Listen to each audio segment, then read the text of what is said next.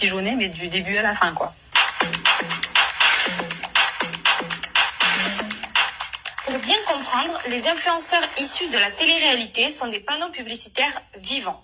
Pour la promotion de leurs produits, les marques sont prêtes à débourser plusieurs milliers d'euros pour apparaître dans les stories de Nabila, Paga, Manon Tanti ou encore le couple Blatta.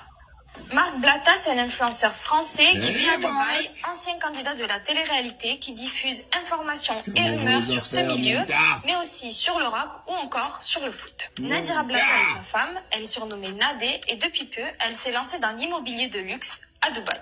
À eux deux, ils sont suivis par près de 7 millions de personnes rien que sur Instagram. Et comme d'autres influenceurs, leur nouveau terrain de jeu, c'est le compte personnel de formation.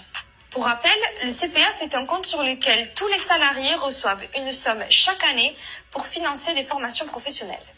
Sauf que depuis quelques temps, le CPF est surtout synonyme d'arnaque. On connaît les appels téléphoniques qui vous pressent de donner vos identifiants avant de vous siphonner votre compte. C'est toi qui téléphones, Les SMS intrusifs ou encore les mails de sociétés se présentant comme des agents du CPF. Ces arnaques se sont multipliées depuis 2019. C'est le moment où le CPF a changé.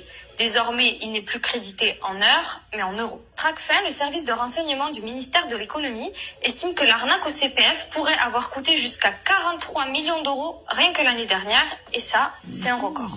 Depuis janvier 2022, seuls les centres de formation certifiés Calliope peuvent faire financer leur formation par le CPF. Cette certification, en gros, c'est une preuve de sérieux. Elle est donnée par un organisme lui-même contrôlé par l'État français. Vous suivez toujours?